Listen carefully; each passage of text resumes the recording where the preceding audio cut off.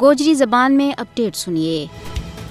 اگر بھارت کا ماضی کا ٹریک ریکارڈ نہ ہیرے ہو جائے تو اس نے ہمیشہ اپنی نااہلی اور ناکامی ور پردو کرنے واسطے اور واقعہ کو الزام پاکستان ور تھوپن کی ناکام کوشش کی ہے تاکہ عالمی برادری کی آنکھیں میں توڑ کر لی جا سکے۔ بھارت ایک بار پھر اپنی پرانی خصلت نہ تازہ کرتا ہوا یہاں پاکستان مخالف ہندوتوا ایجنڈا نہ پروان چاڑنے واسطے عالمی پلیٹ فارمز نہ ایک ہتھیار کا طور پر استعمال کرنے کی حماقت کر رہی ہے۔ بھارتی مکار حکمران پاکستان نہ بدنام کران کی غرض نال فیٹف جیسا عالمی ادارہ نہ بچکار ترور ہے، حالانکہ اپنا مکروہ عزائم کی تکمیل واسطے فیٹف جیسا تکنیکی فورم تو فائدہ چانا انتہائی شرمناک فعل ہے۔ بھارت فیٹف جیسا عالمی ادارہ نہ ان معاملات میں الجھا کے اس کی ساکھ نہ تباہ کرنے کی جودیاں میں مصروف ہے۔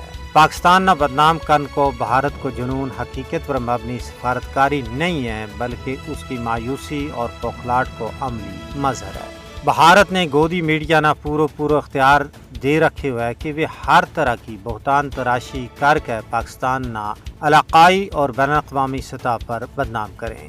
بھارت گمراہ کن معلومات، انحراف اور انکار کی ٹیک لے رہے ہوئے ہے۔ بھارت نے اپنے زیر تسلط جموں کشمیر میں جڑو آزادی پسندوں پر ظلم و جبر اور قہرسامانی کی ہے، جتنی انسانی حقوق کی خلاف ورزی کی ہیں ان نہ دنیا تو اولے نہیں رکھے جا سکتو۔ یہی وجہ ہے کہ اقوام متحدہ میں پاکستان کی کونسلر سائمہ سلیم اور نے بھارت نہ بنگار کے کیے ہے کہ وہ ریاستی دہشت گردی بند کر کے بامعنی اور نتیجہ خیز مذاکرات کی میز پر آوے۔